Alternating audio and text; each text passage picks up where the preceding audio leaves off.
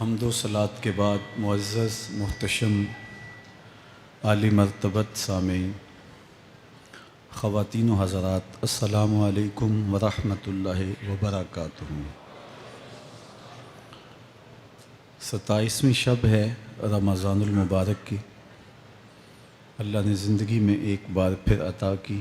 اللہ ان گھڑیوں کے وسیلے سے ہمارے گناہ معاف فرما دے۔ لیلۃ القدر اپنے دامن میں اتنی رحمتیں رکھتی ہیں کہ اس امت کے سارے گناہ گاروں کی بخشش کے لیے کافی ہے۔ اس رات میں روح الامی اترتے ہیں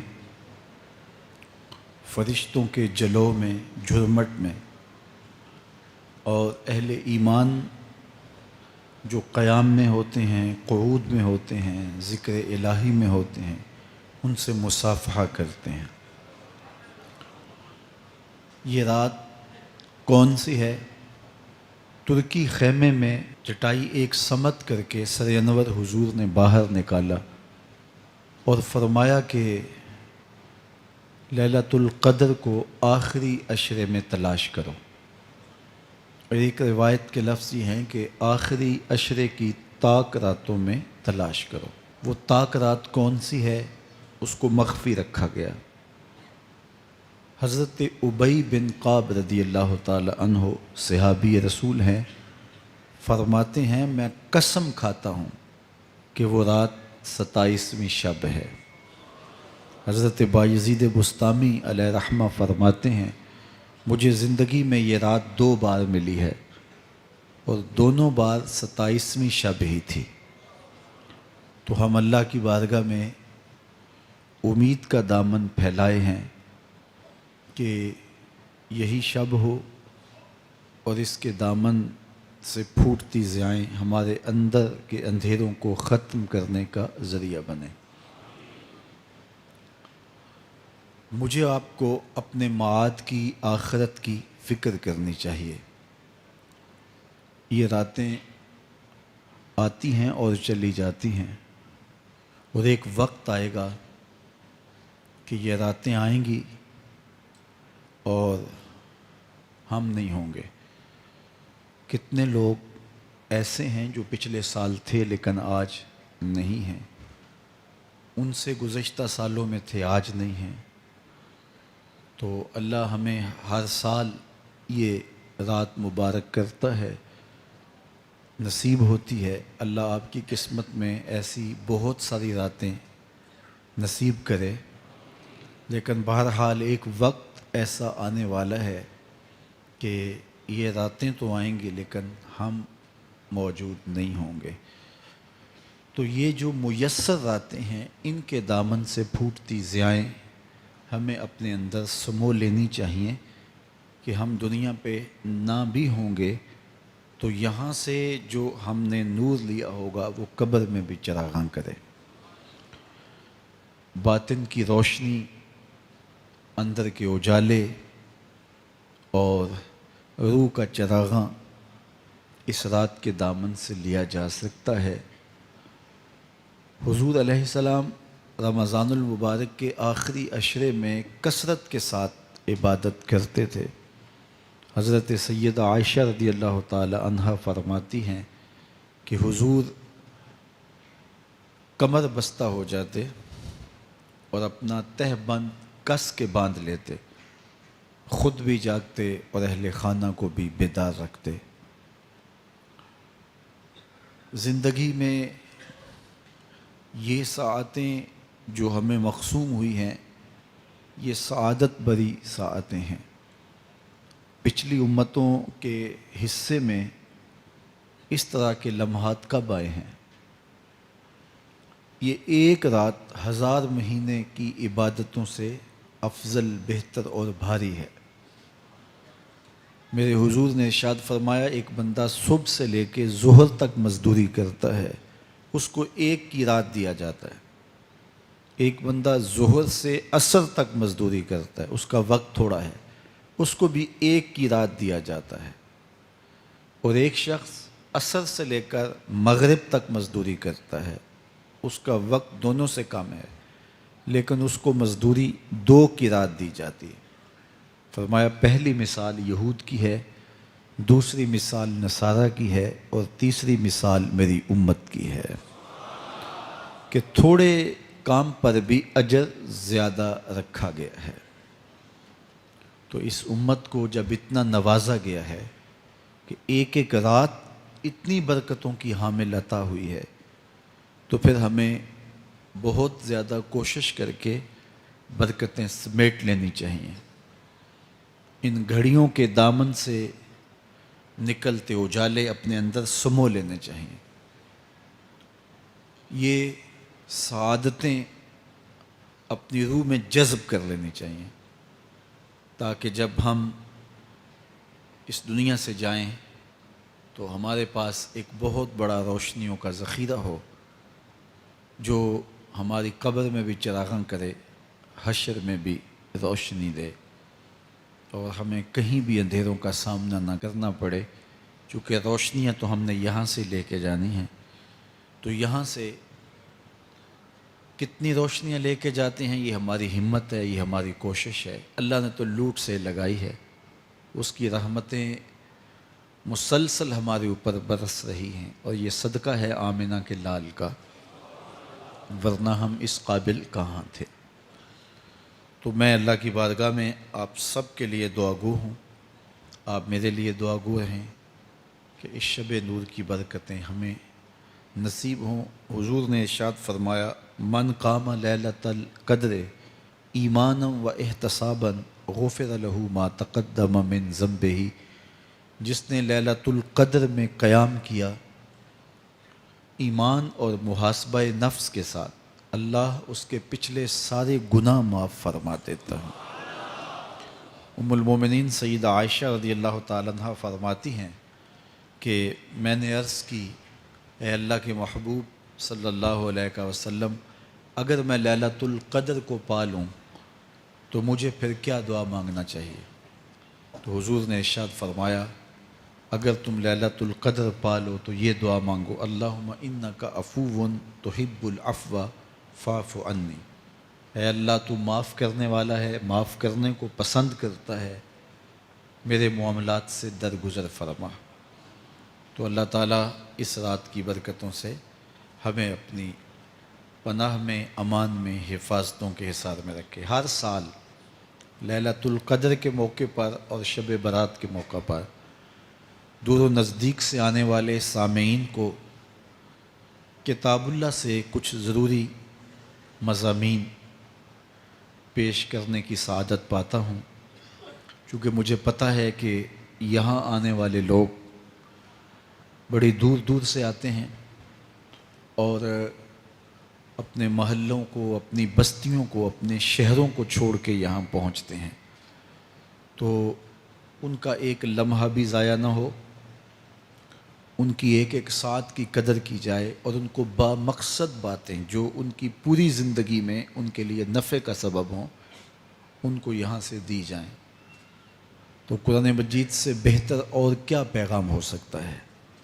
تو انشاءاللہ آج آپ کے سامنے کتاب اللہ سے ایک مضمون رکھوں گا، اللہ کتاب و سنت کے اجالوں سے ہمارے من کے سارے اندھیرے اور ظلمتیں دور کر دے۔ سورہ القیامہ میرا آج کا مضمون ہے، جو 40 آیات پر مشتمل ہے۔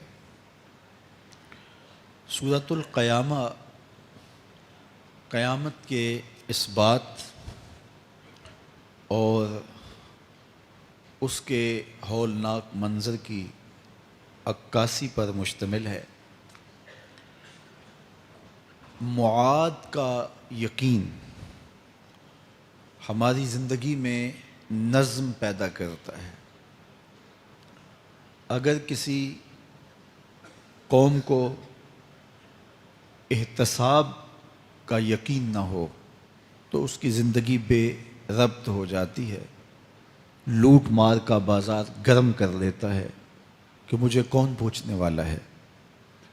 لیکن جس قوم میں احتسابی عمل مضبوط ہو وہاں لوٹ مار کا بازار گرم نہیں ہو سکتا۔ تو دنیا کے اوپر نظم قائم رکھنے کے لیے احتسابی عمل بہت ضروری ہے۔ دنیا بھر کے دانشور یہ بات کہتے آئے ہیں۔ اگر جرائم ختم کرنے ہیں تو انصاف فراہم کرنا پڑے گا۔ اگر عدالتیں قابل فروخت مال بن جائے، تھانے بکنے لگ جائیں، تو پھر معاشرے جرائم سے پاک نہیں رہ سکتے۔ تو عدالتی نظام اگر بے لاگ ہوگا اور انصاف لوگوں کی دہلیز تک پہنچے گا تو معاشرے ستھرے اور پاکیزہ ہوں گے اور ایک خوبصورت معاشرتی نظم قائم ہوگا۔ تو احتسابی عمل اور عدالتی نظم اچھا رکھنے کے نتائج ہم اپنی آنکھوں سے دیکھتے ہیں۔ تو کیا آخرت کا احتساب ہونا ضروری نہیں، جہاں افراد کا اور قوموں کا فرد عمل پیش ہو اور پھر جزا و سزا ان کو دی جائے؟ تو اسلام نے جو معاد اور آخرت کا تصور دیا ہے، یہ فرد اور قوم کی زندگی میں ایک نظم پیدا کرتا ہے۔ لیکن ہر دور میں جو مجرم ہوتے ہیں، جن کا کام ہی لوٹ مار ہوتا ہے، وہ کبھی نہیں چاہتے کہ احتسابی عمل مضبوط ہو۔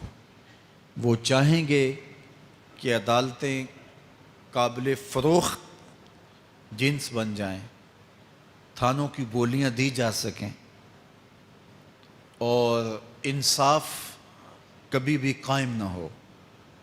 تو بے لاگ احتساب کا وہ کبھی بھی رواج نہیں پڑنے دیں گے۔ جو لوگ آخرت کے تصور کو جھٹلاتے ہیں، ان ساری قوموں کو دیکھ لیں جنہوں نے آخرت کو جھٹلایا۔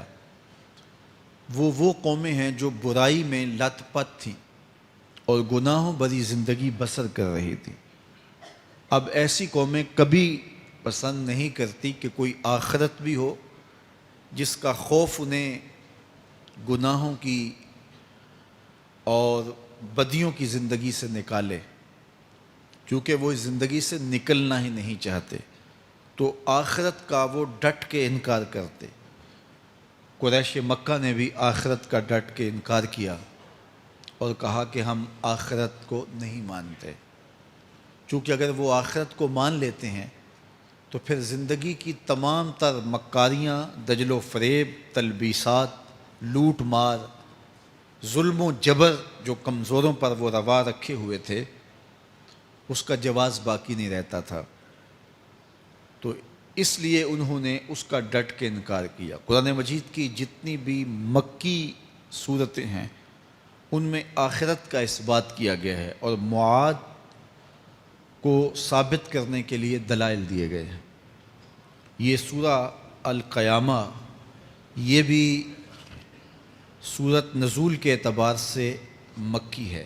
سورت کا آغاز قسم سے کیا جا رہا ہے، لا اقسم بیوم القیامہ، روز قیامت کی قسم یاد کرتا ہوں۔ اللہ تعالیٰ نے قیامت کے دن کی قسم کی۔ ولا اقسم بالنفس اللوامہ، اور قسم ہے ملامت کرنے والے نفس کی، اس جان کی قسم جو اپنے اوپر ملامت کرے۔ انسان کے اندر جو نفس ہے وہ اس کو برائی کا حکم دیتا ہے۔ حکم دینے والے کو آمر کہتے ہیں اور اسی سے مبالغہ کا صیغہ امارہ ہے، بہت زیادہ حکم دینے والا۔ تو جو نفس انسان کو برائی کا حکم دیتا ہے اس کو نفس امارہ کہتے ہیں۔ بہت زیادہ برائی کا حکم دینے والا. لیکن اللہ تعالیٰ جل شانہ دین کی برکت سے جب نفس کی اصلاح کرتا ہے تو نفس امارہ نفس لوامہ بن جاتا ہے، جو ملامت کرتا ہے، برائی پر بندے کو روکتا ہے. اندر ایک جنگ چلتی ہے، بندہ گناہ کرتا ہے لیکن اندر اس کا نفس اس کو ملامت کرتا ہے کہ تم غلط کر رہے ہو. تو اندر جو جنگ چل رہی ہوتی ہے، نفس ملامت کر رہا ہوتا ہے، گناہ بھی چل رہا ہوتا ہے، تمام عمر طوفان سے کھیلتے گزری، نیا کے ڈوبنے کا ڈر بھی رہا. تو یہ اندر جو کھینچا تانی ہے، ملامت اور گناہ، پھر توبہ بھی ہوتی ہے، پھر گناہ بھی سرزد ہو جاتے ہیں. تو یہ نفس لوامہ جو گناہ سے بندے کو روکتا ہے، اللہ تعالیٰ جل شانہ نے اس نفس لوامہ کی قسم کی ہے کہ مجھے قسم ہے انسان کے نفس لوامہ کی، جو اس کو برائی سے روکتا رہتا ہے اور خیر کی طرف اس کو بلاتا رہتا ہے. تو قیامت کی قسم کی اور نفس لوامہ کی قسم کی. اور جب نفس مزید ترقی کرتا ہے اور پھر اندر نیکی کی قوتیں پنپتی ہیں تو ایک وقت آتا ہے کہ پھر انسان نیکی ہی کے ماحول میں جینا شروع کر دیتا ہے. تو پھر نفس کو اطمینان ملتا ہے. اس نفس کو نفس مطمئنہ کہتے ہیں. اور جب نفس مطمئنہ بن جائے تو قیامت کے دن اللہ تعالیٰ جل شانہ آواز دے گا کہ میرے لیے گناہوں کو چھوڑنے والے آجا، تیرا رب تیرا منتظر ہے. سورہ الفجر میں ارشاد فرمایا، یا ایتھا النفس المطمئنہ ارجعی الی ربک راضیۃ مرضیہ فادخلی فی عبادی وادخلی جنتی. اے نفس مطمئنہ آجا، تیرا رب تیرے پہ راضی اور تو رب پہ راضی، میرے بندوں میں داخل ہو کے میری جنت میں داخل ہو جا. تو اللہ تعالی ہمارے نفس کو نفس مطمئنہ بنائے. تو نفس لوامہ بھی غنیمت ہے جو گناہ پہ ملامت کرتا ہے. تو اللہ تعالیٰ جل شانہ نے قیامت کے دن کی قسم کی تو ساتھ نفس لوامہ کی بھی قسم کی. قسم تو کوئی بھی کرے تو سننے والا متوجہ ہوتا ہے کہ یہ جو قسم کی جا رہی ہے تو یہ کسی عنوان کی اہمیت کو بیان کرنا مقصود ہے. تو پھر قسم اگر رب کرے تو پھر سمجھنے کے لیے کافی ہے کہ وہ کتنا اہم مضمون ہوگا جس پہ میرا رب ہو کے قسم کر رہا ہے. تو قیامت پر اللہ تعالیٰ قسم فرما رہا ہے تاکہ اس کا قسم فرمانا اہل عقل کے لیے کافی ہو کہ اس کے اس بات کے لیے اس سے بڑی کیا دلیل ہو سکتی ہے کہ میرا رب اس پہ قسم کر رہا ہے. اَيَحْسَبُ الْإِنسَانُ أَن لَّن نَّجْمَعَ عِظَامَهُ. اللہ تعالیٰ ارشاد فرماتا ہے کہ کیا آدمی یہ سمجھتا ہے کہ ہم ہرگز اس کی ہڈیاں جمع نہیں فرمائیں گے. یہ ایک کافر تھا، عدی بن ربیعہ، یہ مراد ہے یہاں انسان سے. ایک روایت کے مطابق ابو جہل بن ہشام مراد ہے. تو یہ ابو جہل یا عدی بن ربیعہ یہ کہتے تھے کہ کیا ہڈیوں کو دوبارہ جوڑا جائے گا، دوبارہ ان کو جمع کیا جائے گا؟ یہ نہیں ہو سکتا، قیامت نہیں آ سکتی. وہ کہتے تھے یہ جہاں ہے بس ختم ہو جائے گا کام تمام، لہٰذا جو عزت پانی ہے، جو لذت حاصل کرنی ہے، جو عیش و عشرت کرنی ہے، جو کچھ کرنا ہے اسی جہان میں کر لو. آج کل بہت سارے لوگوں کا رویہ بھی یہی ہے کہ بس ٹھیک ہے یہ دنیا ہی سب کچھ ہے، آخرت بس ایک اعتقاد کی حد تک ذہن کے کسی گوشے میں ہے، 2 لمحوں کے لیے خیال آیا تو رک گئے، پھر اپنی وہی ڈگر کی زندگی. لیکن آخرت جب تیقن کی اس منزل تک پہنچ جائے پھر انسان کہ اعمال کے اندر خود بخود جو ہے وہ نظم پیدا ہو جاتا ہے کہ چونکہ میں اللہ کے حضور پیش ہونا ہے اور ایک ایک عمل کا میں نے حساب دینا ہے۔ تو آخرت کے بارے میں یقین کی کمزوری انسان کو جو ہے وہ گناہوں کی دلدل میں پھنسا دیتی ہے۔ اس لیے آخرت کا یقین یہ بہت ضروری ہے تاکہ ہماری زندگی میں نظم پیدا ہو اور ہم اللہ کے حضور جھکنے والے، اس کے شکر گزار بندے، اس کی اتباع کرنے والے بنیں۔ تو اب وہ کافر کہتے تھے ابن ربیعہ یا ابو جہل کہ یہ جو ہڈیاں ہیں ان ہڈیوں کو کیسے دوبارہ زندہ کیا جائے گا۔ نضر بن حارث ایک کافر تھا، وہ کہیں سے قبرستان سے پرانی ہڈی اٹھا لایا اور وہ اتنی بوسیدہ تھی کہ ہاتھ کے لمس سے ٹوٹ ٹوٹ کے گرتی تھی، اور حضور کے پاس آ کھڑا ہوا اور آ کے کہنے لگا کہ کیا ان ہڈیوں کو دوبارہ زندہ کیا جائے گا؟ کون ہے ان کو جو دوبارہ زندہ کرے؟ اور ساتھ ہڈی توڑتا ہے اور اس کے ریزے زمین پہ گرتے ہیں۔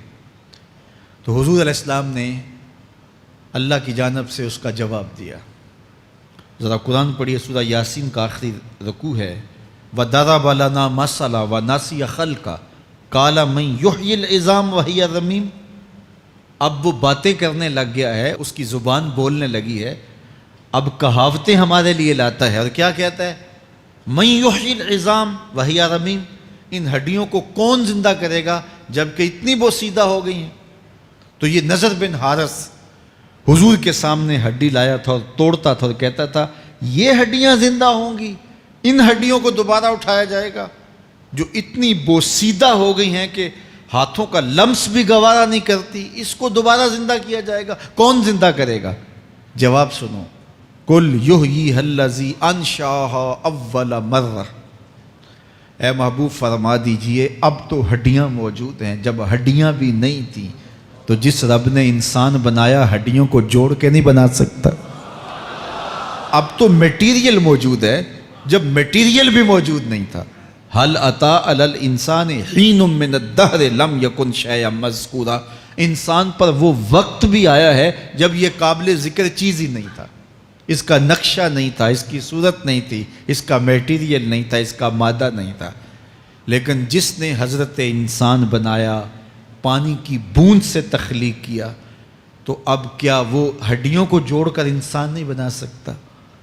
تو یہ کفار بات کرتے تھے کہ نہیں نہیں نہیں، اتنی بوسیدہ ہڈیوں کو کیسے زندہ کیا جائے گا، یہ بات سمجھ میں نہیں آتی۔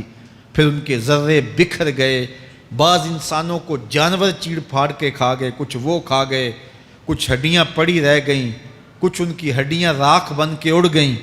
تو کیسے ہو سکتا ہے کہ ان کو دوبارہ زندہ کیا جائے، ان کے اجزاء جوڑے جائیں؟ اب یہ عدی بن ربیعہ نے بھی یہی کہا۔ اللہ ارشاد فرماتا یحسب الانسان ان لن نجمع عظامہ، یہ آدمی گمان کرتا ہے، کہتا ہے کیا ہڈیوں کو دوبارہ زندہ کیا جائے گا؟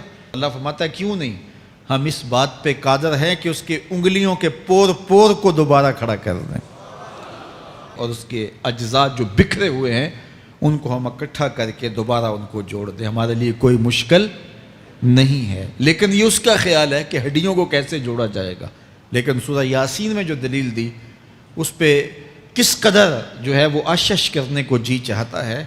فرمایا کہ قُلْ يُحْيِيهَا الَّذِي أَنشَأَهَا أَوَّلَ مَرَّةٍ، یہ کہتے ہیں یہ ہڈیاں کون جوڑے گا؟ کہا جب ہڈیاں بھی نہیں تھی، جس نے ہڈیاں بنائی اس کے لیے جوڑنا کیا مشکل ہے؟ تو یہ عجیب تم نے بات کی۔ تو اللہ تعالیٰ جل شانہ قیامت کے دن ہمارے وجود دوبارہ اٹھائے گا اور اپنے حضور بندوں کو کھڑا کرے گا اور ان سے سوال پوچھے گا۔ یہ نہیں ہے کہ جو مرضی کرتے گئے، ایک آدمی نے ظلم کیا، جبر کیا، زیادتیاں کی، لوگوں کا حق لوٹا، لوگوں کا مال غصب کیا، عزتیں پامال کی، اور اتنا مؤثر تھا کہ عدالتیں وہ خرید لیتا تھا، کچہریاں وہ خرید لیتا تھا، پولیس وہ خرید لیتا تھا، کوئی سے پوچھنے والا نہیں تھا، اس کی بات چلتی تھی، اس کا فون چلتا تھا، اس کا رکا چلتا تھا، عیش و عشرت کی زندگی گزاری اور مر گیا، ہزاروں کے حق غصب کر کے، ہزاروں کا مال ہڑپ کر کے، لوگوں کی آبروئیں لوٹ کے مر گیا اور قبر میں چلا گیا، بس قصہ ختم۔ اب نہ وہ اٹھے گا، نہ اس سے حساب لیا جائے گا، تو پھر انصاف کہاں گیا؟ ایک عدالت ایسی ہونی چاہیے کہ جس عدالت میں اس کو بھی پکڑا جائے اور ٹکٹکی پہ باندھا جائے کہ دنیا پر تو کسی نے تجھے پکڑا نہیں، آ اس عدالت میں تیرے خلاف سلطانی گواہ بھی موجود ہیں اور تجھے گناہوں کا، جرم کا بدلہ بھی دیا جائے گا، اور منصف جو ہے وہ انصاف کرے اور ان مظلوموں کو کھڑا کیا جائے کہ دنیا پر تو تمہاری داد رسی کسی نے کی، اس دربار میں تمہاری پوری پوری داد رسی کی جائے گی۔ عقل مانتی ہے کہ ایک ایسا دربار ہونا چاہیے، ایسا احتسابی عمل ہونا چاہیے، ایک ایسی عدالت لگنی چاہیے کہ جس کا کہیں جسے انصاف نہیں ملا اس کو وہاں جا کے انصاف ملے، اور وہ دن قیامت کا دن ہے۔ اس کا یقین زندگی میں نظم پیدا کر دیتا ہے اور تھر تھر بدن کانپتا ہے کہ آج اگر ہم مؤثر بھی ہو جائیں اور کسی کے سامنے جواب دہ نہ ہوں، لیکن ایک عدالت تو ہے جہاں ہم نے جواب دہ ہونا ہے اور اپنے ایک ایک عمل کا حساب دینا ہے۔ تو اللہ ارشاد فرماتا ہے کہ اس عدالت کے سامنے تم نے پیش ہونا ہے، تمہارے جوڑ جوڑ کو اللہ تعالیٰ دوبارہ کھڑا کرے گا اور اس کو دوبارہ تخلیق کرے گا اور پیدا کرے گا، اور تم دوبارہ کھڑے ہو جاؤ گے، اس کے حضور پیش ہوگے۔ بل یرید الانسان لیفجر امامہ، بلکہ آدمی چاہتا ہے کہ اس کی نگاہ کے سامنے بدی کرے۔ استغفر اللہ۔ یہ ایک ظالم کافر تھا، وہ حضور کی خدمت میں آیا، کہنے لگا میں نہیں مانتا قیامت آئے گی۔ حضور نے اس کو دلائل دیے، تو جب دلائل کے سامنے بے بس ہو گیا تو کہنے لگا کہ جس قیامت کی آپ بات کرتے ہیں وہ قیامت آ بھی گئی تو میں نہیں مانوں گا۔ اللہ اکبر۔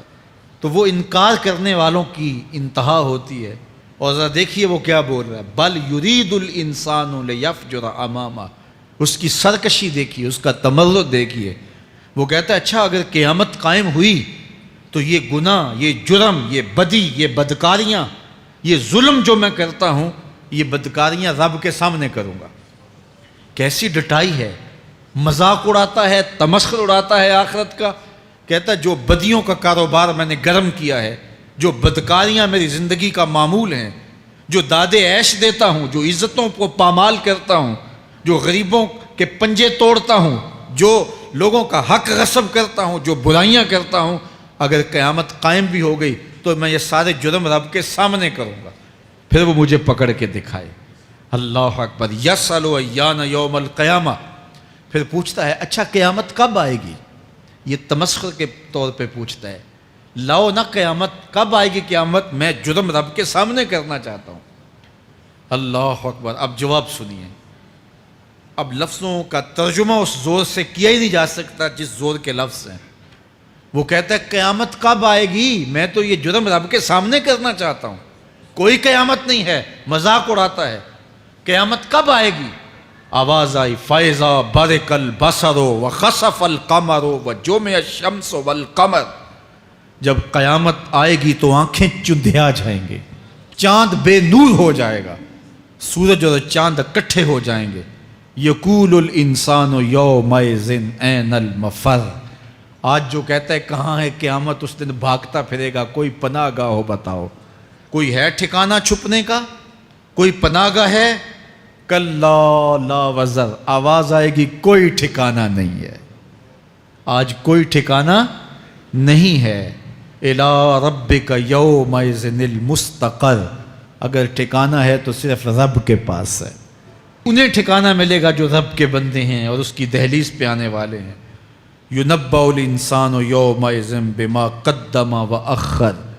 اللہ تعالیٰ اس دن بتا دے گا جو آگے بھیجا اور وہ بھی بتا دے گا جو پیچھے چھوڑا۔ ایک ایک چیز تشت ازبام ہو جائے گی۔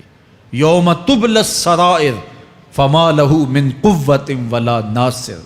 اللہ فرماتا سارے راز کھل جائیں گے۔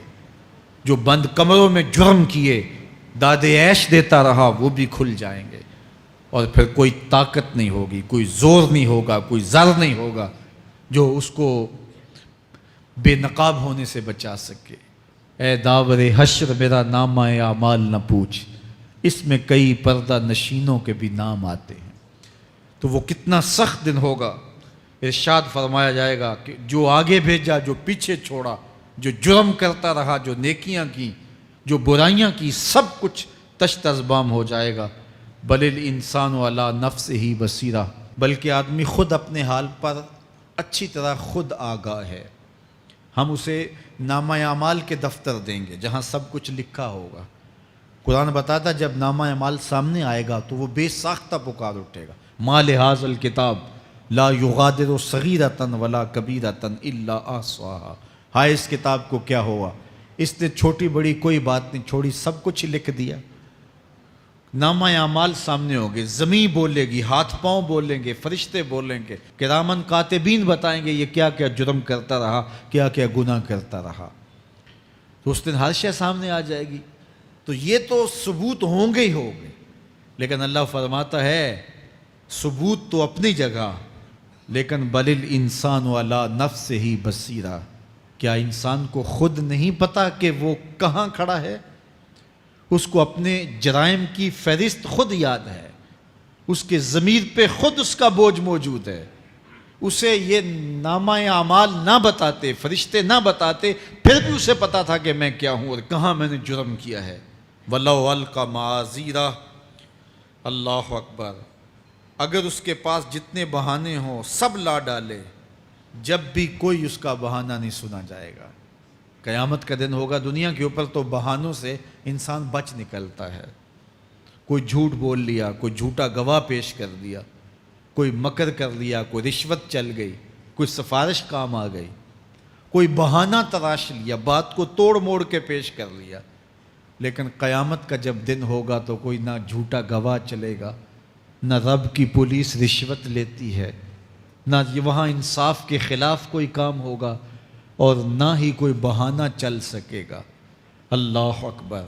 دوسری بات مفسرین نے یہ بھی لکھی کہ بعض اوقات یہ ہوتا ہے کہ انسان اپنے گناہ پر، اپنے جرم پر کوئی بہانہ تلاش کر کے لوگوں کو مطمئن کر لیتا ہے۔ جو اس نے جرم کیا، کسی سے زیادتی کی، کسی کا حق غصب کیا، تو لوگوں نے ملامت کی تو وہ کوئی بہانہ تلاشتا ہے اور لوگوں کو مطمئن کر لیتا ہے۔ بعض اوقات لاجواب کر دیتا ہے، بعض اوقات مطمئن بھی کر لیتا ہے۔ وہ لوگوں کو تو مطمئن کر لیتا ہے لیکن وہ خود مطمئن نہیں ہو سکتا۔ جس نے جرم کیا ہوتا ہے، جرم اس کو اندر سے ڈستا رہتا ہے، اس کا ضمیر اس کو ٹھوکریں مارتا رہتا ہے، اندر کی بے چینی اسے تنگ کرتی رہتی ہے۔ اگرچہ وہ دلائل سے، مکر و فریب سے، باتوں کو توڑ موڑ کے عذر کر لیتا ہے، کوئی بہانہ بنا لیتا ہے، لیکن اس کے باوجود اس کے اندر کوئی چین، اندر کوئی اطمینان نہیں ہوتا۔ اللہ اکبر۔ تو مجرم بے چین رہتا ہے۔ آج ہماری بے چینیوں کا ایک سبب ہمارا مالک کی دہلیز سے منہ موڑنا اور بہت سارے دیدہ نادیدہ گناہوں کا ارتکاب کرنا ہے۔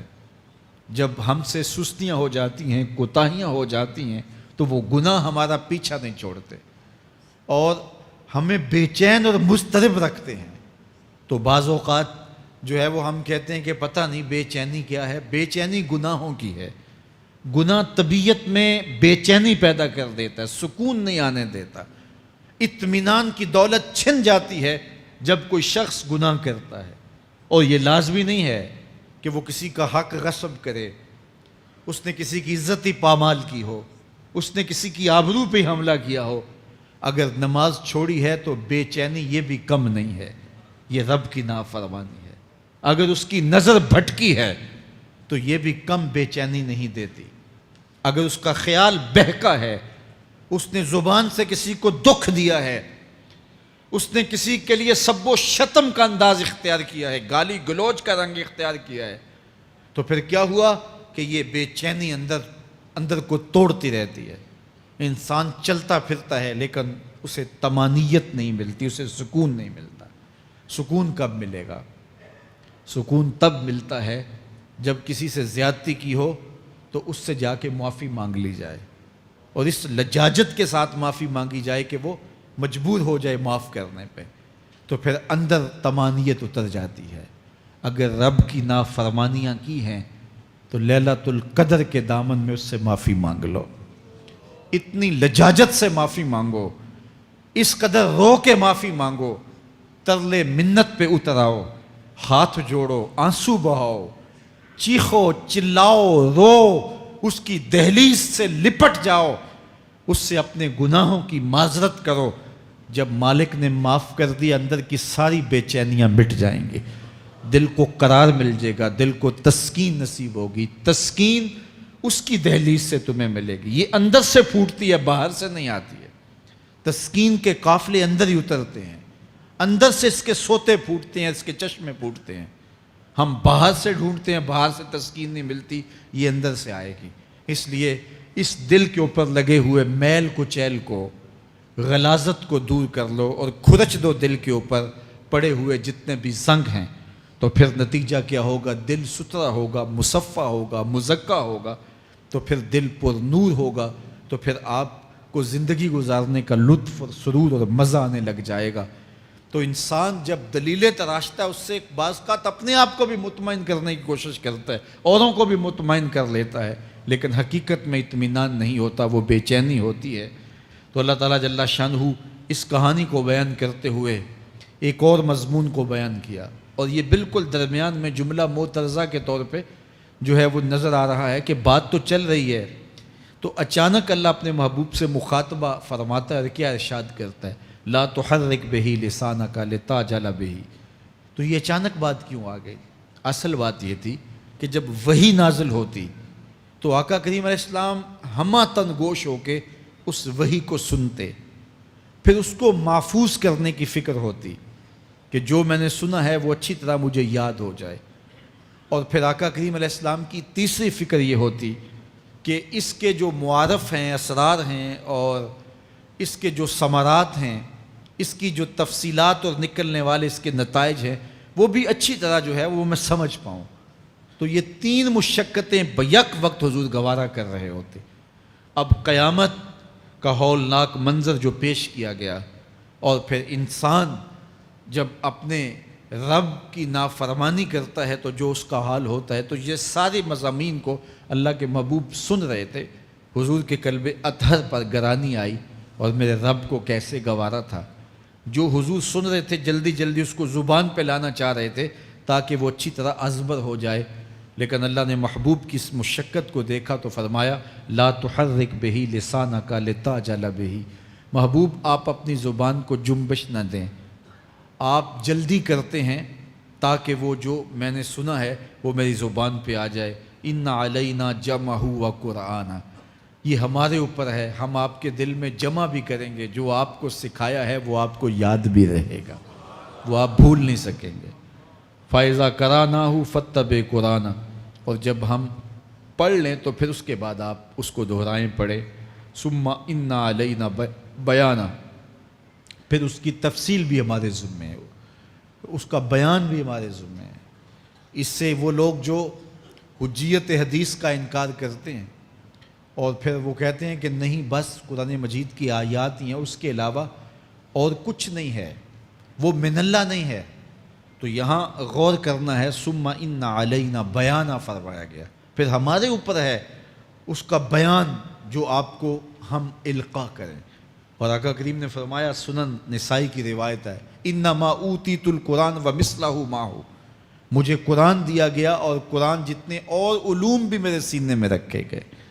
تو صرف قرآن ہی نہیں اتارا گیا حضور کے سینے میں, حضور کے سینے میں بہت کچھ نازل کیا. حضور کا سینہ گنجینہ ہے اسرار و معانی کا, اور اللہ تعالیٰ جل شانہ نے اپنے محبوب کو بہت کچھ عطا کیا. یہ بیان کرنے کے بعد فرمایا کلا بل تحبون العاجلہ وتذرون الآخرہ. اللہ اکبر. کوئی نہیں بلکہ یہ جو تم لوگ ہو اے کافرو, تم اس چیز کو پسند کرتے ہو جو بالکل نقد ہے, جو جلد ملنے والی ہے. دنیا کا سودا نقد ہے, دنیا کے نفع نقد ہیں, دنیا کی لذات نقد ہیں. شیطان کہتا ہے اب چوری کرو اب مال آئے گا, اب زنا کرو اب لذت ملے گی, اب ڈاکہ کرو اب امیر ہو جاؤ گے. تو دنیا کے سودے نقد ہیں اور آخرت کے وعدے ادھار ہیں. تو ارشاد فرمایا بل تحبون العاجلہ, تم دنیا کی جو عاجل چیزیں ہیں, جو بالکل نقد سودے ہیں, تم ان کے پیچھے پڑتے ہو. وتذرون الآخرہ, اور آخرت کو چھوڑتے ہو. دوسرے مقام پہ ارشاد فرمایا سورہ الاعلیٰ میں بل تؤثرون الحیات الدنیا والآخرۃ خیر وابقیٰ, تم دنیا کی جیتی زندگی کو ترجیح دیتے ہو، حالانکہ آخرت بہتر بھی ہے اور دائمی بھی۔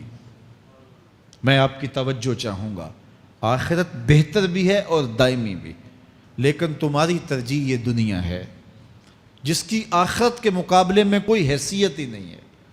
حضور نے ارشاد فرمایا، اگر کسی کو جنت میں ایک کوڑا رکھنے کی جگہ مل جائے، ایک ڈنڈا رکھنے کی جگہ مل جائے، دنیا و ما فیہا کی دولتوں سے وہ زیادہ قیمتی ہے۔ 7 براعظموں پہ پھیلی ہوئی کائنات، سمندروں کی تہوں میں قیمتی موتی، پہاڑوں کے دامن میں قیمتی معدنیات، مالیاتی اداروں کے پاس سرمائے، لوگوں کے پاس دولت کے انبار، یہ سارے اکٹھے کر لیے جائیں اور ان کی قیمت لگائی جائے، اور جنت میں ایک ڈنڈا رکھنے کی جگہ، ایک عصا رکھنے کی جگہ، ایک کوڑا رکھنے کی جگہ، وہ جگہ پھر بھی زیادہ قیمتی ہے۔ پراپرٹی ویلیو ہوتی ہے نا، وہ کہتے ہیں کہ دور دراز دیہات سے 10 ایکڑ فروخت کریں تو یہاں ہمارے بائی پاس پہ اگر لیں تو 1 کنال جگہ آئے گی، 10 ایکڑ فروخت کر کے یہاں 1 کنال ملے گی۔ اور اگر آپ مزید اس کو فروخت کر کے مزید جو ہے وہ کسی مہنگے علاقے میں چلے جائیں تو ہو سکتا ہے 2 مرلے اس 10 ایکڑ کے مقابلے میں آئیں۔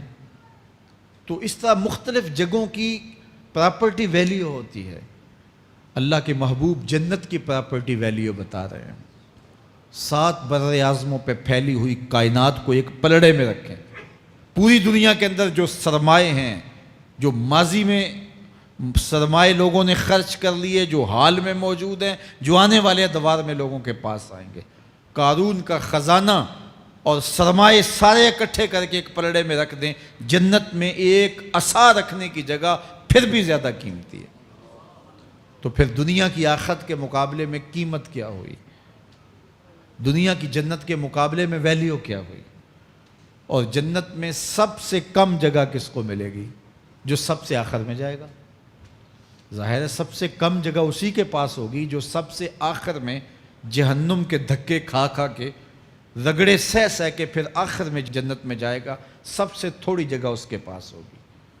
حدیث پاک میں آتا ہے، بخاری میں آتا ہے، حضور نے ارشاد فرمایا کہ جب جہنم سے آخری جہنمی نکالا جائے گا تو اللہ تعالیٰ اسے پوچھے گا، بتا تیری کوئی آرزو؟ تو وہ کہے گا، مالک یہ آرزو ہے، یہ آرزو ہے، مختلف آرزویں بتائے گا۔ اللہ فرمائے گا، لکا ما تمنیتا، جو تو نے آرزو کی جا جا تجھے میں نے عطا کر دی، اب جنت میں چلا جا۔ تو اس کی تو توقع یہ ہوگی کہ سایہ دیوار جنت میں جگہ مل جائے تو غنیمت ہے، اور اگر جنت کے اندر جاؤں تو کوئی جھونپڑا مل جائے 2 مرلے کا تو وہ بھی کافی ہے۔ لیکن اللہ اسے کتنی جگہ دے گا؟ اللہ فرمائے گا، جا جنت میں، تیرے لیے جنت میں دنیا سے 10 گنا جگہ ہے۔ 7 براعظموں کو 10 سے ضرب دے تو کہا کہ دنیا سے 10 گنا جگہ تیرے لیے۔ اس کو یقین ہی نہیں آئے گا، وہ کہے گا، اتسخر وانت الملک، میرے رب تو بادشاہ ہو کے مجھ سے مذاق کر رہا ہے؟ اللہ فرمائے گا، نہیں، تیرے لیے 10 گنا جگہ ہے، اور اس کے لیے 10 گنا جگہ ہوگی جو سب سے آخر میں جنت میں جائے گا۔ میں آپ کی توجہ چاہوں گا، جو آخری جنتی ہے اس کے پاس کتنی جگہ ہوگی، کتنی پراپرٹی ہوگی؟ آج تو 2، 10، 20، 50 مربع کسی کے پاس ہوں تو وہ اتراتا ہوا چلتا ہے کہ میں اتنا بڑا ذمہ دار ہوں۔ جنت میں آخری جنتی کی جگہ کتنی ہوگی؟ دنیا سے 10 گنا جگہ۔ تو داتا گنج بخش علی حجویری کی جاگیروں کا عالم کیا ہوگا؟ بابا فرید الدین گنج شکر کی جاگیروں کا عالم کیا ہوگا؟ پھر اصحاب رسول کی جاگیروں کا عالم کیا ہوگا؟ قیمتی کتنی جگہ کہ ایک ڈنڈا رکھنے کی جگہ مل جائے، دنیا و ما فیہا سے وہ قیمتی، اور وہ قیمتی جگہ دنیا سے 10 گنا جگہ اس کو دی جائے گی جو سب سے آخر میں جائے گا۔ تو مجھے بتائیے، اس سے بڑا بے وقوف کوئی ہے جو آخرت کو برباد کر کے دنیا کا سودا کرتا ہے؟ بل تؤثرون الحیات الدنیا والآخرۃ خیر وابقی، کہا آخرت بہتر بھی ہے اور دائمی بھی ہے، نہ ختم ہونے والی زندگی ہے۔ تو یہاں بھی ارشاد فرمایا، کلا بل تحبون العاجلہ وتذرون الآخرہ، تم نقد کے پیچھے دوڑتے ہو، آخرت جو ادھار ہے اس کی پرواہ نہیں کرتے ہو۔ یہ نقد تمہیں مل بھی جائے، پہلی تو بات ہے ملتی نہیں ہے، دنیا تمہارے آگے بھاگتی ہے اور تم پیچھے بھاگ رہے ہو۔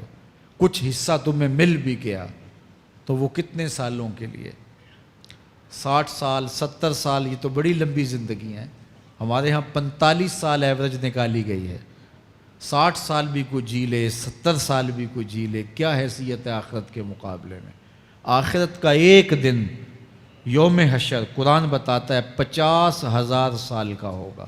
50 سال کا نہیں، 100 سال کا نہیں، 50,000 سال کا ایک دن۔ پھر اس کے بعد نا ختم ہونے والی زندگی، مینڈے کی شکل میں موت کو بھی ذبح کر دیا جائے گا۔ موت کو بھی موت آ گئی، اب موت نہیں ہے، نا ختم ہونے والی زندگی۔ اور جو جنت میں چلا گیا سب سے آخر میں جانے والے کی یہ جائیدادیں۔ تو اصل زندگی تو آخرت کی زندگی ہے۔ کلا بل تحبون العاجلہ وتذرون الآخرہ، یہ تو ایک سودا ہے۔ اب اللہ تعالیٰ ایک اور چیز بتا رہا ہے، ذرا غور کیجئے۔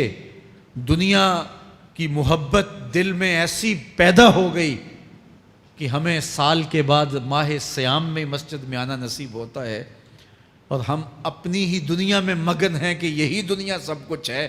یہ کائنات بھی دیکھو، میرا رب بیان کر رہا ہے، وجوہ یومئذ ناظرہ الی ربہا ناظرہ۔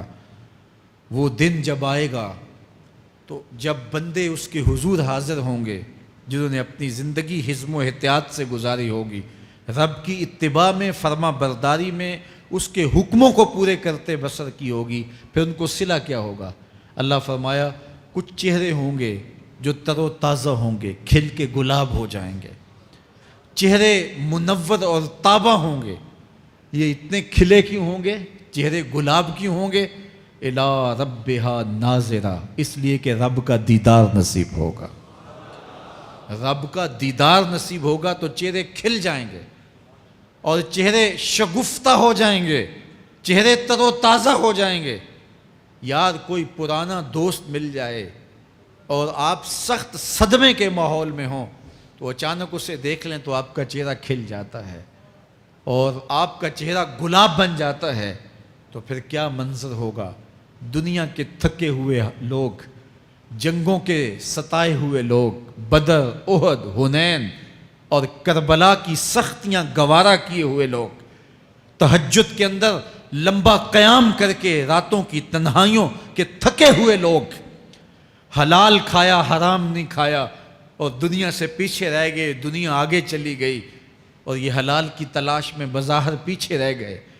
گھر والے بھی تانے دیتے ہیں کہ تم تو پیچھے رہ گئے، دنیا کہاں چلی گئی، تمہارے رشتہ دار کہاں چلے گئے۔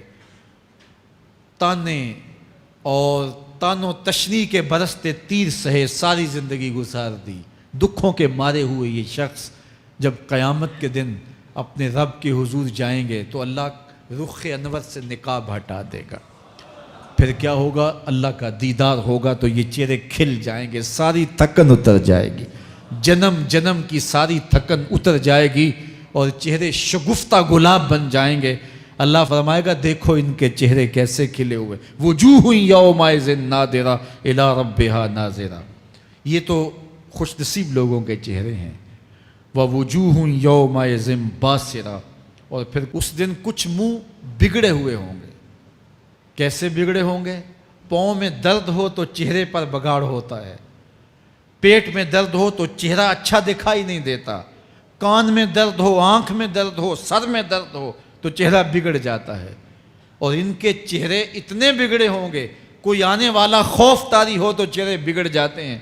اور انسان کے چہرے کی ہوائیاں اڑی ہوتی ہیں، اب ان کے چہروں کی ہوائیاں اڑی ہوں گی۔ کیوں؟ قرآن بتاتا ہے تظن ان یفعل بہا فاقرہ، یہ ڈر رہے ہوں گے کہ ہمارے ساتھ اب جو سلوک ہونے والا ہے وہ کمر کی ہڈی توڑ دے گا۔ ہم نے رب کے حکموں کو توڑا، ہم نے پرواہ نہیں کی، ہم سمجھے دنیا میں آئے ہیں تو ہماری دنیا ہے، آوارہ ہوں، خواہشات نفس کے مطابق زندگی گزاریں، آنکھیں بے حیائی میں لگی رہیں، سوچیں آوارگی میں لگی رہیں، کان نغمے سنتے رہے، زبان جھوٹ بکتی رہی، ظلم و جبر کا بازار گرم رکھا، عصمتیں عزتیں پامال کرتا رہا، لوگوں کا مال لوٹتا رہا، حق غصب کرتا رہا، کلیجے اور دل چیرتا رہا، لوگوں کو زخمی کرتا رہا، لوگوں کے جذبات سے کھیلتا رہا، پرواہ نہیں کی کہ یہ دنیا ہے، امتحان گاہ ہے، چند دنوں کے لیے آئے ہیں، اللہ کے حضور پیش ہونا ہے، عملوں کا حساب ہونا ہے۔ اب جب وہ دیکھیں گے کہ ہمارے ساتھ کیا ہونے والا ہے تو ان کے چہرے پہلے بگڑ جائیں گے۔ کیوں؟ وہ گمان کریں گے کہ ان کی ریڑھ کی ہڈی توڑ دی جائے گی، ایسے عذاب آئیں گے جس طرح کسی کی ریڑھ کی ہڈی ٹوٹ جائے تو اس کا چہرہ شگفتہ گلاب تو نہیں ہوتا، اس کا چہرہ جو ہے وہ تو کس قدر مرجھایا ہوا ہوتا ہے۔ تو اللہ ارشاد فرماتا ہے اس طرح ان کے چہرے ہوں گے۔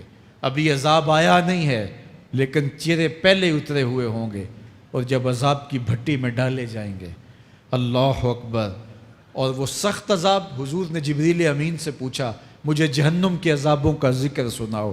عرض کی حضور سب سے ہلکے عذاب کی کہانی سناتا ہوں، اور وہ یہ کہ جہنمی کے پاؤں میں آگ کا جوتا رکھا جائے گا، باقی پورا بدن اس کا سلامت ہوگا۔ یہ سب سے ہلکے عذاب کی کیفیت ہے۔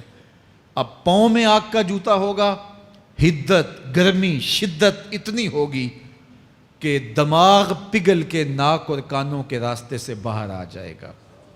پاؤں میں رکھے ہوئے جوتے کی گرمی دماغ کو ایسے چڑھے گی کہ وہ پگھل جائے گا اور ناک اور کانوں کے راستے سے باہر آ جائے گا۔ تو اللہ کے عذاب کے خوف سے چہرے بگڑ جائیں گے، حالت سلامت نہیں رہے گی۔ یہ بات ذہن میں رکھیں کہ اللہ جس کو جہنم میں ڈالے گا اس کو اس صورت میں نہیں ڈالے گا، یہ محمدی صورت ہے، یہ شکل اس کی چھین لی جائے گی اور اس کی شکل بڑی کر دی جائے گی۔ اس کا ایک ایک دانت احد پہاڑ جتنا ہوگا۔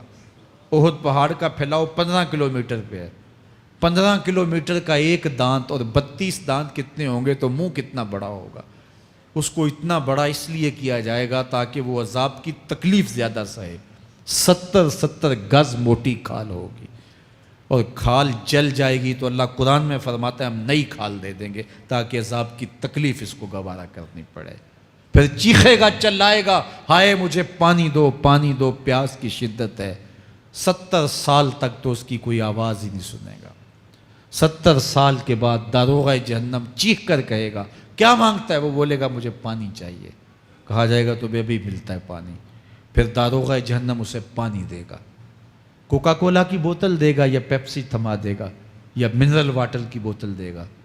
نہیں، قرآن بتاتا ہے اسے مائے حمیم دیا جائے گا، کھولتا ہوا پانی، اور وہ اتنا گرم ہوگا جب پینے کے لیے چہرے کے قریب کرے گا اس سے اٹھتی ہوئی بھاپ کی وجہ سے چہرے کی کھال ادڑ کے اس کے اندر گر پڑے گی، لیکن اس کے باوجود اس کو پینا پڑے گا۔ اللہ فرماتا ہے یہ دنیا ہی سب کچھ نہیں ہے، سمجھ لیا یہی سب کچھ ہے، آخرت کو بھول گئے، صبح اٹھے کام پہ چلے گئے، شام آئے آوارگی میں چلے گئے، صدائیں آتی رہیں حی علی الصلاۃ حی علی الفلاح، کوئی پرواہ نہیں کی، نہ پیشانیوں نے سجدے کیے، نہ سوچوں میں پاکیزگی آئی، زندگی یوں گزار کے چلے گئے۔ ایسے نہیں، کہا ایک وہ ہوں گے جن کے چہرے شگفتہ گلاب ہوں گے، ایک وہ ہوں گے جن کے چہرے بگڑے ہوئے ہوں گے۔ اللہ اکبر، کلا اذا بلغت التراقی، یہ تو قیامت کا منظر ہے نا، قیامت سے قبل بھی ایک منظر ہے، اللہ اس منظر کو بھی بیان کر رہا ہے، کلا اذا بلغت التراقی، ہاں جب جان گلے کو پہنچ جائے گی۔ اے انسان تیرے اوپر وہ گھڑی بھی آنے والی ہے، وہ وقت بھی آنے والا ہے جب سانس اس ہنسلی میں اٹک جائے گا، جب سینے سے بھی سانس اوپر چلی گئی، اب ڈاکٹر بھی لا علاج قرار دے رہے ہیں کہ اب علاج نہیں رہا ہے، جان بس اب نکلنا چاہ رہی ہے، اور کہا جائے گا کوئی جھاڑ پھونک والا بلاؤ۔ اب ڈاکٹروں نے تو جواب دے دیا، اب سانس اٹک گئی گلے میں، چند لمحوں کی مہمان ہے۔ اب ڈاکٹروں نے کہا اب ہماری جانب سے لا علاج ہو گیا، اب لے جاؤ اس کو گھر یا وینٹیلیٹر پہ ڈال دیتے ہیں اس کو، بس اب ہماری جانب سے کوئی اس کا علاج نہیں ہے۔ اب گھر والے روتے ہیں، کہتے ہیں کوئی جھاڑ پھونک والا لاؤ، کوئی دم والا لاؤ، شاید وہ کوئی دم کرے تو اس کی جان میں جان آ جائے۔ ڈاکٹروں نے تو لا علاج قرار دے دیا۔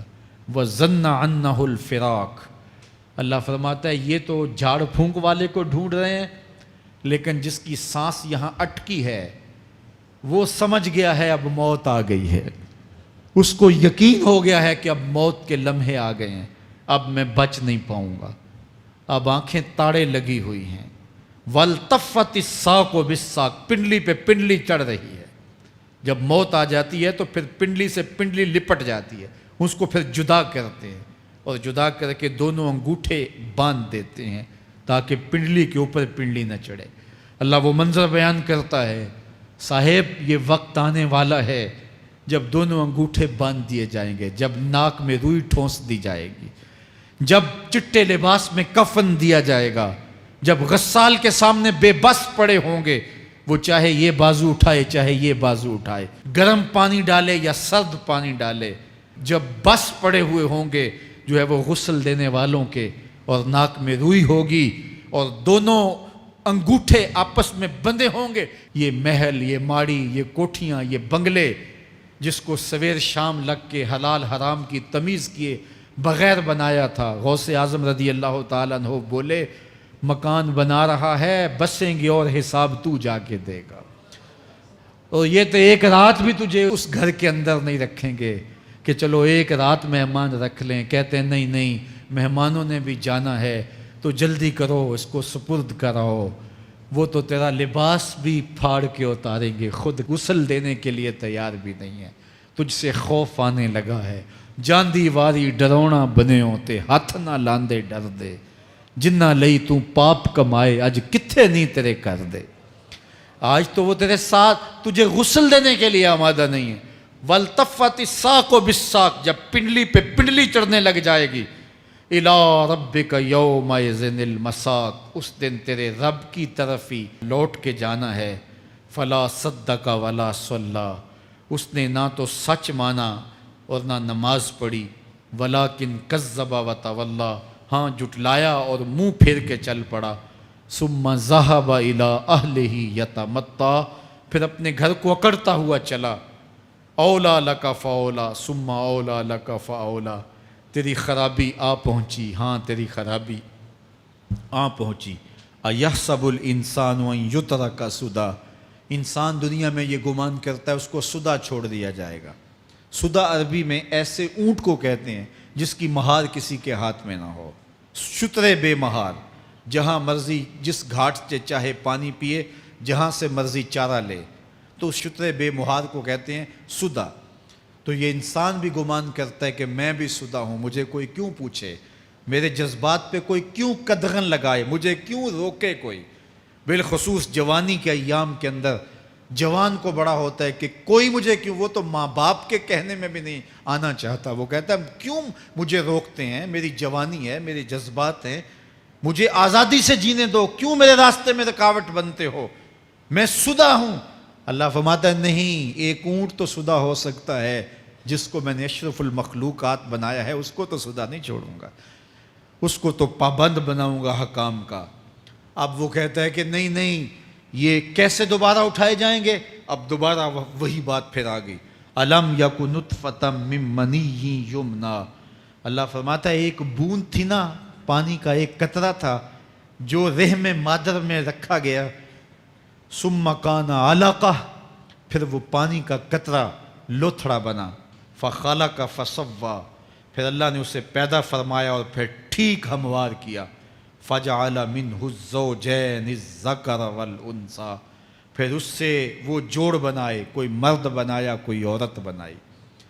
کہا اب غور کر، اب تیری آنکھیں دیکھتی ہیں، بجلیاں چمکتی ہیں، تیری زبان کا طوطی بولتا ہے، لوگ اشش کرتے ہیں تیری گفتگو پہ، تیری گفتار پہ صدقے جاتے ہیں، تیرے لہجے کے جمال کو دیکھتے ہیں، تیرے سینے کا زور، تیرے پنجوں کی طاقت، تیری دماغ کی تیزیاں اور تیری سوچوں کے اجالے، تیری زوردار ٹانگیں، تیرے کڑیل بازو اور تیری چوڑی چھاتی اور تیرے گلاب کی پتیوں جیسے ہونٹ، اے انسان یہ سب کچھ کہاں تراشا گیا؟ ماں کے رحم میں، اس تاریکی میں جو 3 پردوں میں تھی، تیرا سر تیرے گھٹنوں میں تھا، اور تیرے رب نے وہاں تیرے اندر نسوانیت یا رجولیت کی صلاحیتیں پیدا کی، تیری آنکھوں میں چمک پیدا کی، تیرے کانوں میں نغمے بکھیرے، تیری زبان کے پٹھوں پہ قوت ذائقہ رکھی، تجھے بولنے کی صلاحیت دی، تیرے پنجوں میں زور رکھا۔ آج تو مفتی شہر ہے، آج تو علامۃ الدہر ہے، آج تو قاضی القضات ہے، آج تو منسٹر ہے، آج تو وزیر اعظم ہے، آج تو پہلوان ہے، آج تو شہزادہ ہے، آج تو بادشاہ ہے، آج تو زوراور ہے۔ آج تیری طاقت کے کیا کہنے، آج شیروں کو تو نچا لیتا ہے، ہاتھیوں کو تو بٹھا لیتا ہے، آج تو بڑا زوراور گھڑ سوار ہے، آج تیری طاقت کے کیا کہنے، تو کشتی کرتا ہے، زمانہ دیکھنے آتا ہے، آج تیری طاقت کے شوہرے ہیں، تیری عظمت کے تنتنے ہیں، لیکن انسان تو ایک ناپاک قطرہ تھا اور رحم مادر میں تھا۔ تیرے اندر یہ رنگ کس نے بھرے، تیرے کانوں میں نغمے کس نے رکھے، تجھے دماغ کی قوتیں کس نے دی، زبان کو بولنا کس نے سکھایا، آنکھوں میں توانائیاں کس نے رکھیں، تیری زبان کا طوطی بولتا ہے، یہ سلیقے کس نے دیے۔ پھر اللہ فرمایا، کتنا زوردار بیان ہے، الیس ذالک بقادر علی ان یحیی الموتى، جو ماں کے پیٹ میں ایک نطفے کو ایک خوبصورت انسان بنا سکتا ہے، ہڈیوں کو جوڑ کے دوبارہ انسان نہیں بنا سکتا؟ کیا وہ دوبارہ تجھے کھڑا نہیں کر سکتا اپنے سامنے پیش ہونے کے لیے، جس کے حکموں کو تو نے توڑا ہے، جس کے فرامین کا تو نے مذاق اڑایا ہے؟ کیا وہ اتنا ہی بے بس ہے کہ اپنے حضور تجھے جو ہے وہ کھڑا ہی نہیں کر سکتا ہے؟ جس رب نے تجھے ماں کے شکم میں شکل دی، حضرت شیخ فرید الدین عطار بولتے ہیں، سانے کزتی سلاتی می شود، ایسا کاریگر ہے مٹی سے بادشاہ بنا ڈالتا ہے۔ اس نے مٹی سے دارا و سکندر بنائے، اس نے مٹی سے جو ہے وہ رستم و سہراب بنائے، اس نے مٹی سے کیا کیا بنا دیا، جو مٹی سے بادشاہ بنا سکتا ہے، جو نطفہ رحم مادر سے جو ہے وہ شکل اور صورت اور رنگ اور جمال بنا دیتا ہے۔ تیری صورت نکھرتی ہے، تیرے ہونٹ گلابی ہیں اور تیری نرگسی آنکھیں ہیں، تیرے ریشمی بال ہیں اور تیری خوبصورت رنگت ہے، تو چال چلتا ہے تو لگتا ہے قیامت چل رہی ہے، تیرا قد رانا جو ہے وہ صنوبر کو شرماتا ہے، تیری گفتار کے تنتنے ہیں۔ جس نے اتنی خوبصورت شکل ماں کے رحم میں بنائی، کیا وہ ہڈیوں کو جوڑ کے دوبارہ انسان نہیں بنا سکتا؟ وہ دوبارہ انسان بنائے گا اور پھر تجھے اپنے حضور کھڑا کرے گا۔ اور ایک حدیث میں آتا ہے، اللہ بندے کو اپنے حضور کھڑا کرنے کے بعد اپنے سامنے سے ہٹنے نہیں دے گا جب تک 5 سوال نہیں پوچھ لے گا۔ ان عمر ہی فیما افنا ہو، اس کی عمر کے بارے میں پوچھے گا، کہاں ضائع کی؟ میں نے تجھے زندگی دی، 60 سال 70 سال 40 سال 50 سال، اس زندگی کو کہاں گزار کے آیا ہے؟ ان شباب ہی فیما ابلا ہو، اس کی جوانی کے بارے میں پوچھا جائے گا، جوانی کہاں گزار کے آیا ہے؟ مجنوں تو نہیں بنا رہا، خواہشات کا اسیر تو نہیں ہو گیا، دیوانوں کی طرح زندگی تو نہیں گزار کے آ گیا؟ تیری جوانی کسی چوک میں تو نہیں گزری، تیری جوانی آوارگی میں تو نہیں گزری، ساری رات سوشل میڈیا کے اوپر گندگی اور غلاظتیں تو نہیں دیکھتا رہا؟ تیری زندگی گزری کہاں ہے؟ تیری جوانی گزری کہاں ہے؟ اگر کوئی جواب نہ ہوا تو پھر کیا جواب دے گا؟ اور وہ کتنا خوش نصیب ہوگا جو کہے گا، مالک میری جوانی سجدوں میں گزری، میری جوانی قیام میں گزری، میری جوانی رکوع میں گزری۔ میرے حضور فرماتے ہیں، سبعۃ یظلھم اللہ فی ظلہ یوم لا ظل الا ظلہ، 7 اشخاص ایسے ہیں قیامت کے دن جب کوئی سایہ نہیں ہوگا، اللہ ان 7 کو اپنے عرش کا سایہ دے گا۔ ان میں سے دوسرا شخص میرے حضور نے بیان فرمایا، وَشَابٌ نَشَأَ فِي عِبَادَةِ اللَّهِ، وہ جوان جس کی جوانی اللہ کی عبادت میں گزری۔ جوانوں، اپنی زندگی کو مالک کی دہلیز پہ لے آؤ۔